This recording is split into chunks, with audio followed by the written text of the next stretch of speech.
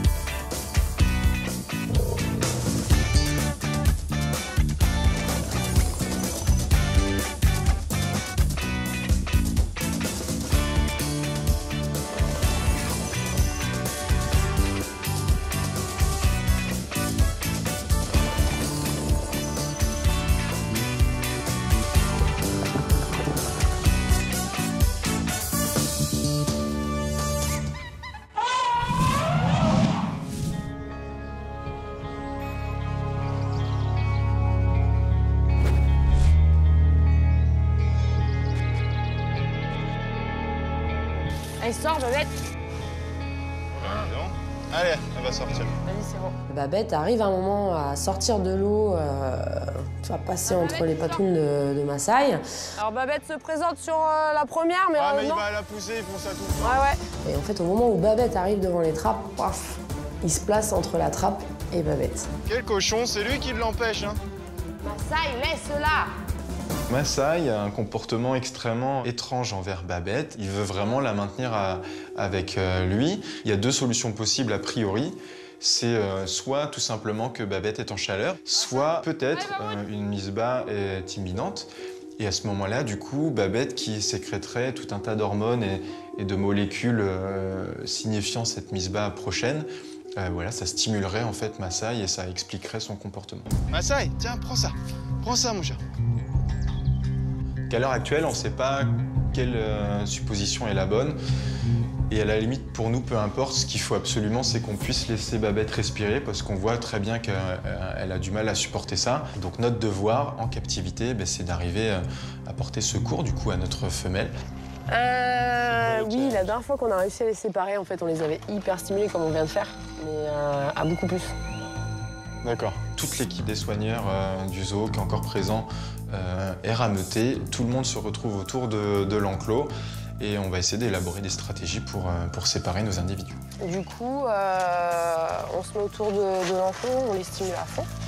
Dès que Babette elle rentre, faut absolument séparer Massaï de nous. Ok. D'accord? Toi, t'encourages Babette. Ça marche. Allez, Babette, allez. Voilà. Et nous, on est pour Massaï. Voilà. Sab nous répartit les rôles pour le coup. Donc elle est au niveau du bassin avec des carottes et voilà, elle essaye d'appeler Massaï. Et nous, on est un peu répartis tout autour de l'enclos et le but, c'est de donner de la voix pour encourager Babette à sortir. Allez, ma fille, on y va. Allez, c'est l'air. Viens là, mon gros. Oh là là, regarde toutes les carottes que j'ai. Viens là, mon gros. Allez. Allez, Babette.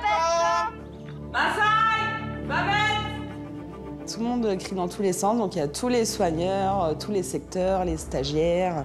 Donc on est tous là autour de l'enclos et du bâtiment pour vraiment rentrer les hippopotames. Allez, Babette! Allez, on y va là! Allez, Massaï! Allez, babouche. Allez, Babette! Allez, Massaï! Allez, Babette! Et on se croira à une course. Moi, j'aime bien ces moments de groupe. Si tout le monde se donne pour, on peut y arriver. Allez, Babette. Allez! Allez. Allez! Allez, on y va. Ouais! Allez, on y va, c'est parti. C'est bien, Babette! Ça, bien sûr. Oui, c'est bien ça, Babette! Après de longues minutes d'encouragement, la deuxième proposition de sortie de Babette se présente. Allez Babette! Allez Babette! Cours! Allez Babette! Cours jusqu'à ta maison! Oh, enfoiré. Enfoiré. T'as vu ce qu'il fait? Il veut la pousser dans le bassin parce que dehors, il peut pas la prendre. Allez, Babette! Allez, mes mères, vas-y! Massai! Babette retourne à la trappe de Massai, Massai se présente, elle l'empêche de rentrer. Du coup, elle va faire le tour parce qu'elle sait qu'il y a la deuxième trappe. Et lui, il galope derrière et il refait pareil.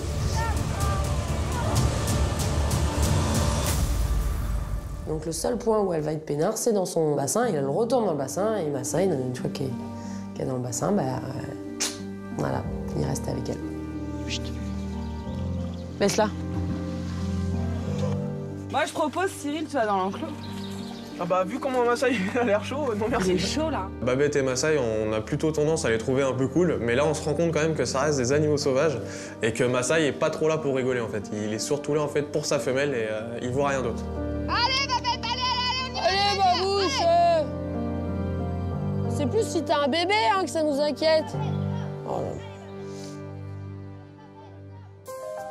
Ça vaut le coup d'essayer, ça coûte rien, ça. On appelle Charlène. L'idée ensuite, c'est de déclencher l'animation hippopotame en se disant, en entendant cette animation, donc cette bande sonore, on va capter vraiment l'attention de nos hippopotames qui vont s'attendre du coup à un nourrissage comme il a lieu tous les matins. Et ça, du coup, on sait que ça peut avoir un impact de concentration sur eux et on espère surtout envers Massai pour pouvoir vraiment le canaliser et le garder avec nous. Chers enfants, vous allez assister dans quelques instants au goûter des hippopotames. Ah bien, la diversion. Massai, viens là. Ça leur change les idées, en effet. Ils se mettent en animation, en mode hop, on va ouvrir la bouche et puis avoir nos carottes. C'est bien, Massai. Babette, barre-toi là-bas. Vite, dépêche-toi. Faut attendre la fin de l'animation hippo, hein. Elle va sortir là, elle sort. Allez, Babette! Viens, allez, Babette, c'est bien! Super! Allez, Babette! Super! Tout d'un coup, Babette percute que Massai est un petit peu derrière.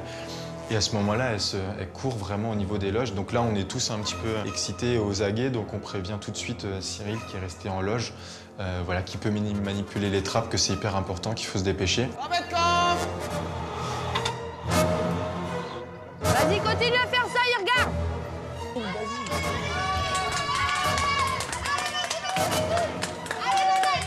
Ouais, vas-y. Allez dedans, vas-y, ferme, garçon. Super, c'est bon! La trappe, elle se ferme pile poil entre les deux, c'était le moment. Il n'y avait pas d'autre moment pour fermer la trappe, c'était maintenant. On était en panique, nous. Sacré qui.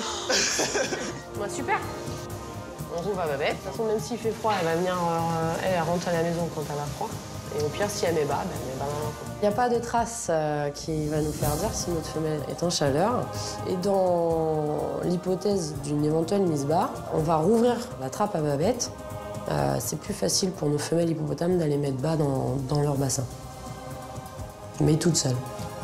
Après, si demain matin on a une surprise, bah, ça sera cool. Mais ça peut être cul et chaleur. C'est bas?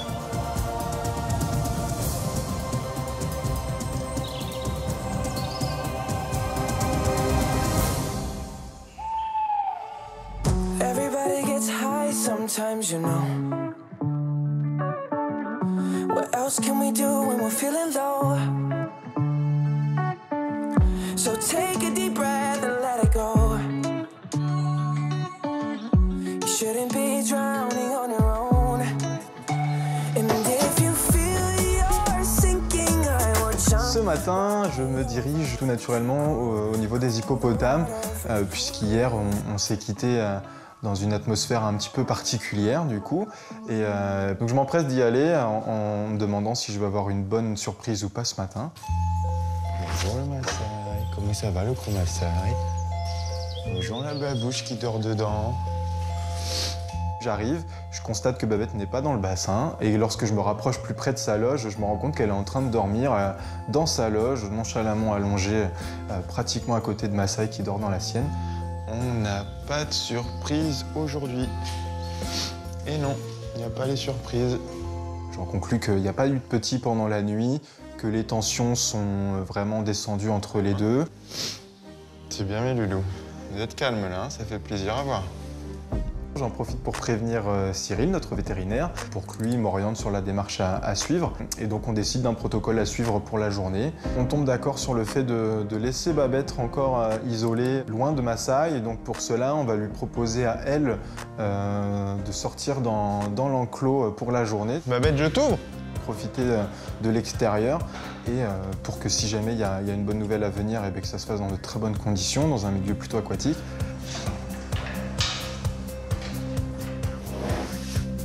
On veut pas, mon vieux Massaï, tu vas rester là aujourd'hui? On essaye un training pour faire un truc? Allez, on va essayer. Je vais essayer de mobiliser un petit peu Massaï en lui proposant un training. Ça faisait quelques jours qu'on n'en avait pas fait. C'est quelque chose qui va me permettre de le canaliser un petit peu, puisqu'il est un petit peu frustré de ne pas sortir en ce début de matinée. Allez Massaï, target. Super, très bien. Excellent ça, mon pote. C'est très bien. Sur le training hippopotame, on travaille pour l'instant beaucoup à base de targets simples, où je vais proposer à Massaï de toucher une cible et à chaque fois qu'il va la toucher, je vais bridger et le récompenser. Style, c'est bien Massaï. Style. On peut travailler là-dessus, on peut aller un petit peu plus loin avec des exercices qui sont aussi assimilés sur le fait de le garder ensuite en contact avec cette cible. Donc c'est un target plus un style. Très bien mon chat, ça c'était très bien. Tout ça, ça va nous permettre de pouvoir proposer du médical.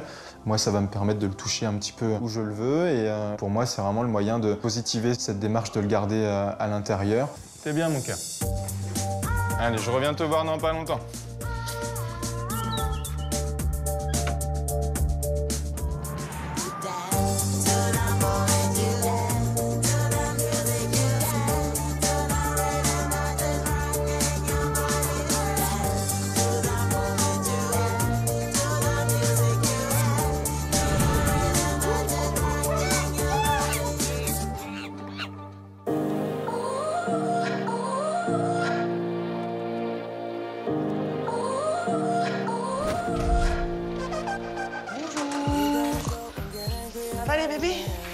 Ce matin, en fait, je dois isoler Zulia. Donc Zulia, c'est une de nos jeunes femelles Saki qui a des petits soucis de croûte, de petites blessures sur la tête depuis quelques jours.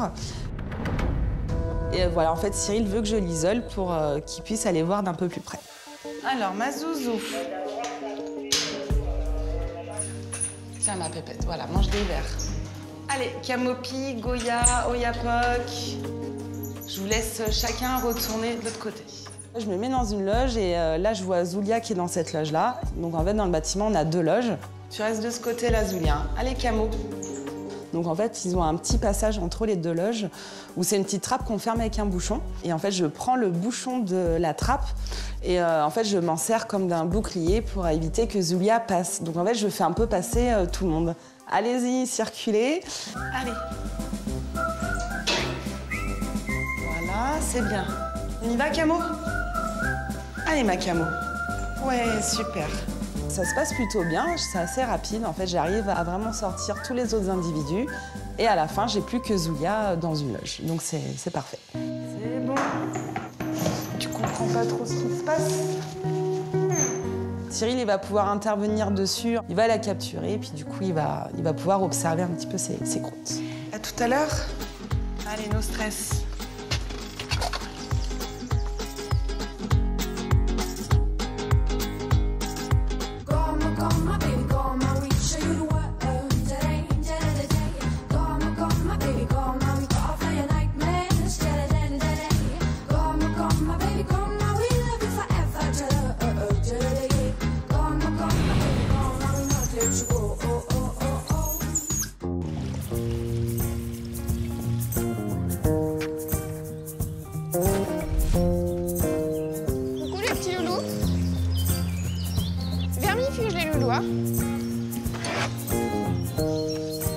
Ce matin, c'est à nouveau le moment de vermifuger les pandas roux.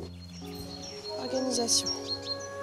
J'ai tout mon équipement, j'ai le nombre de dosettes qui va avec le nombre de pandas. Je monte. Oui. La méthode, c'est simple, c'est profiter du repas du matin qu'ils ont l'habitude de manger à côté de nous pour leur mettre le vermifuge. Il n'y a eu qu'un petit peu, il n'y en a pas eu assez, Loulou. Super, Yang, c'est fait. Toi, t'as pas eu ta dose complète. Ok. Sangha. Viens ma Sangha. Ce matin, le vermifuge se passe assez bien. J'arrive à faire tout le monde, sauf notre petite Sangha, qui est un peu plus hésitante, un peu plus regardante.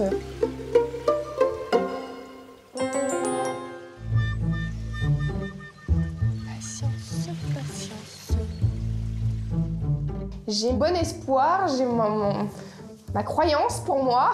Je pense qu'on va y arriver ce matin. Viens ma nénette. Tu viens ou pas?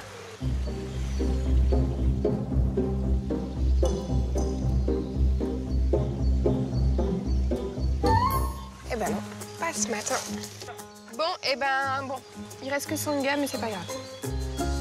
Pour le coup, ma priorité, c'était les petits ce matin et Yang. Bon, Yang est très facile à vermifuger, complètement habitué, donc voilà, je sais que la priorité est faite ce matin et je sais que Sangha, je pourrais la faire ne serait-ce que cet après-midi ou demain matin. Je sens sur mes pieds les loulous. Je commence mon nettoyage et puis j'ai notre petite femelle qui vient, comme d'habitude, qui commence à faire sa petite inspection du matin. Du coup, il a sa toute petite langue qui sort, c'est trop mignon. C'est n'importe quoi. Et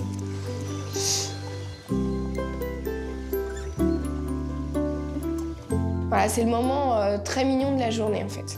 Ah, avec la lumière, vous êtes trop beau. Je descends. Bon, allez, à tout à l'heure.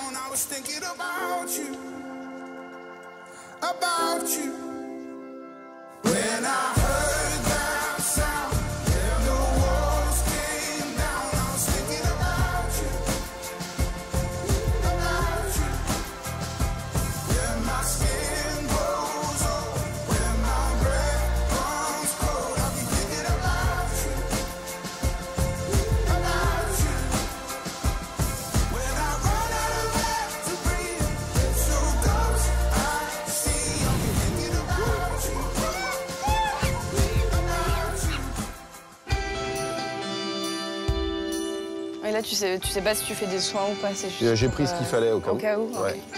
On a prévu d'examiner une petite femelle Seking qui m'avait été signalée comme ayant des problèmes sur le sommet de la tête. Comme c'est Aurélie qui est sur le secteur des primates, c'est pas elle qui va m'aider pour la contention, et puis pour les soins, ça va être donc Lorraine. Alors... Elle va être au fond, je pense. Elle est isolée déjà? Oui. C'est celle là-bas. Donc l'idée, c'est de l'attraper pour que je puisse examiner les plaies sur le sommet de la tête. En fonction de ce que je vais trouver, soit on fera un petit soin local, soit on ira à l'infirmerie pour faire des examens plus approfondis.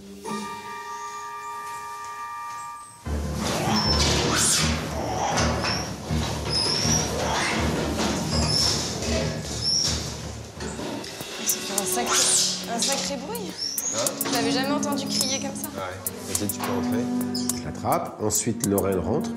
Et je vais lui demander de me faire ce qu'on appelle les contentions, une petite contention de primates. Là, je la tiens. Alors, idéalement, il faudrait que tu puisses le tenir aussi. On va prendre les bras et on va les retourner derrière les épaules et les tenir d'une main. Et on va tenir ensuite les deux jambes. Ouais, super. Comme ça, il est immobilisé. Et il ne peut plus me mordre, il ne peut plus non plus se débattre. Il y a une petite chose ici. Ouais.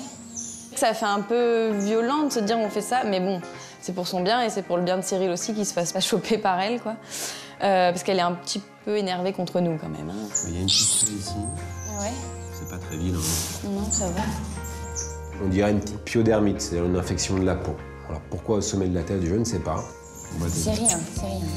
Il n'y a pas de danger vital, c'est juste qu'il y a une maladie, mais qu'il faut la traiter en fait. Donc, petite désinfection, petite crème anti-infectieuse. C'est pas très joli, peut-être faire un petit traitement antibiotique quand même. Okay. Et puis, je vais mettre en place après un traitement que Zulia devra prendre 2 fois par jour, pendant 15 jours. C'est bon, tu peux la lâcher. Et ça devrait normalement rentrer dans l'ordre. Vas-y. Bravo, super contention. Merci.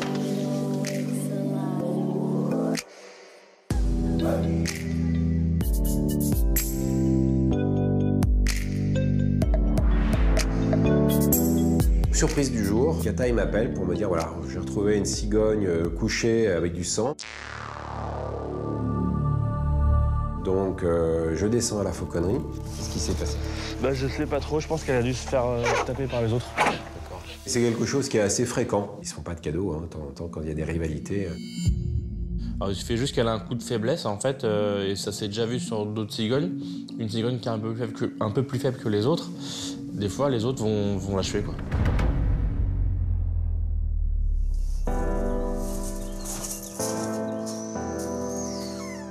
Par chance, Kata, il l'a trouvé à temps. Quand moi, j'arrive sous la fauconnerie, elle est debout, hein, cette petite cigogne, donc elle n'est pas trop en état de choc. Voilà, il y a un petit trou.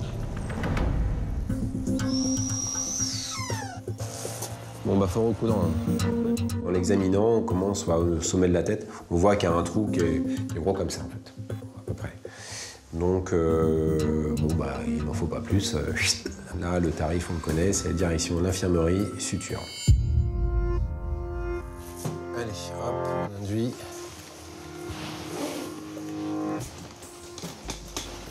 Jusqu'aux narines, voilà. Hop. Quand on veut endormir des oiseaux, il faut être un petit peu bricoleur.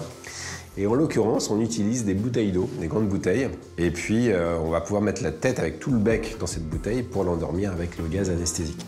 Ok, elle a basculé. Si tu veux accoucher, tu peux. Elle s'endort. Et puis, je peux faire mon petit soin local, donc enlever les petites plumes qui sont autour de la plaie. Et puis après, c'est de la couture.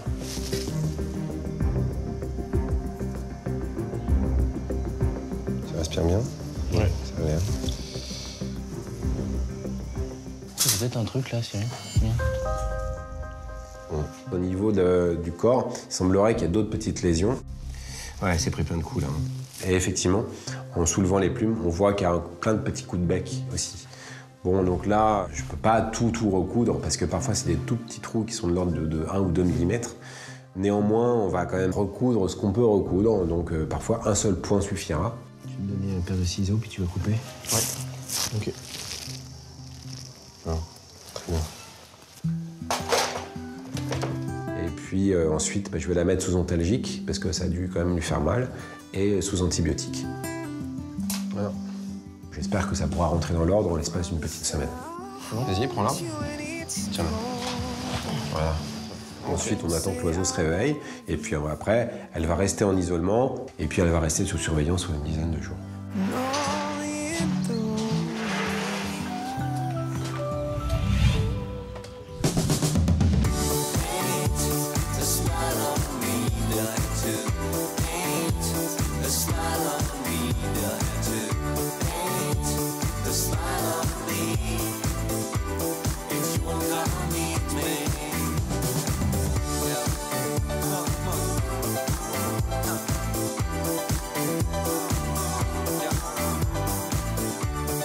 Super mon tableau, c'est bien ça ma belette. Super. Excellent. Bon Thibaut, ça va? Super. T'imagines même pas comme tu tombes à pic. On va faire un truc trop marrant tous les deux. Génial. Tu rentres les bongos là? Ouais, parce que du coup, faut que j'aille isoler les grues, parce qu'on doit en rémiger une. Il y en a une qui vole. Ce soir, en compagnie de Mathieu, le frère d'Arthur, j'ai une nouvelle mission qui est d'arriver à isoler ma grue couronnée, puisqu'hier, suite à l'épisode hippopotame, j'ai dû relâcher mes grues dans leur enclos sans pouvoir les rémiger. Et donc rémiger ces oiseaux, c'est coupler la plupart de leurs plumes sur une des ailes, ce qui va du coup provoquer l'impossibilité pour eux de voler. Et donc ce soir, je réitère l'opération dans l'espoir d'isoler cette fameuse grue. Le but, là, on va rentrer, on va les compter, donc ça va compter jusqu'à 2, ça va? Ah, je sais pas, tu sais. Il faut surtout qu'on les effraie pas, parce que sinon, si elles s'envolent en dehors de l'enclos, c'est un peu la mouise. On l'a dans l'os. Ouais. Si cette grue s'envole et tombe dans le mauvais enclos, avec potentiellement des prédateurs, ça peut être très dangereux pour elle. Ah, du coup, cette mission, c'est vraiment une mission de sauvegarde de cet individu. Alors, une grue couronnée devant, à midi, une belette. Fais gaffe qu'ils Et soient 2 pas- belettes. La deuxième est là. Spontanément, on va se diriger vers une des grues que je sens un petit peu tendancieuse. Donc moi, je mise sur côté droit, du coup, parce qu'hier, elle était là-bas. Je vais essayer de la rabattre. Ouais. Tu veux que Toi, je la tu bloque restes un peu ici par ici, et si tu vois qu'elle va par là, tu te pousses un peu. Pas de problème. Va doucement, à plus. Pour réaliser cette opération, je fais comme la veille. On essaye voilà, de rabattre la fameuse grue dans sa loge, dans son nid. Ah oui, t'as vu, hier, il s'est rien passé de mal. Va doucement. Thibault l'approche, moi je me mets un peu en arrière, en retraite, au cas où si elle voulait rejoindre l'autre grue. Reste seul. Ok, super. Et là, catastrophe, elle se met à s'envoler et elle part chez les Makikata. Vie aux soigneurs, on a une grue couronnée chez les Makikata. Cette grue qui malheureusement maintenant s'est volée, elle atterrit dans un enclos qui n'est pas le sien, qui est le territoire d'autres individus qui potentiellement peuvent lui faire beaucoup de mal.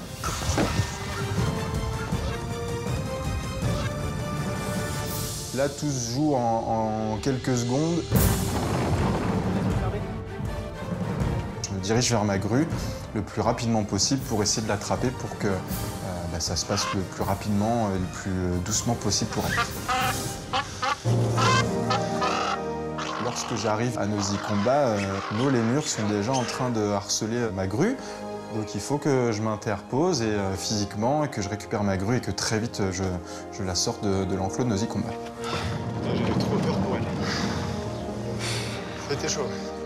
Elle va super bien, je pense qu'elle est un petit peu traumatisée par ce qui vient d'y arriver pendant quelques secondes. Heureusement que ça va pas durer plus longtemps. Beaucoup de chance, énormément de chance. À mon avis, la réactivité de Thibault a fait que tout s'est bien passé. Quand je t'ai entendu, j'ai pris la paire de ciseaux.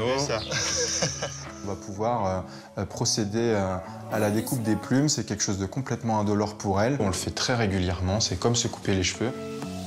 Ce qui va, c'est que Cyril, il est en plus coiffeur pour oiseaux.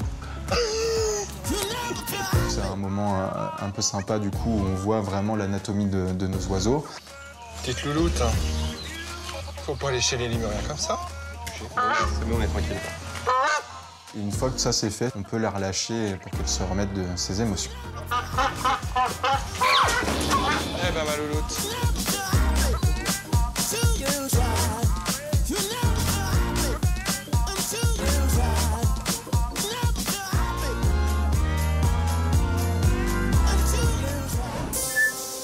Ouais. Je vais être appelée parce que mes éléphants auraient cassé une clôture.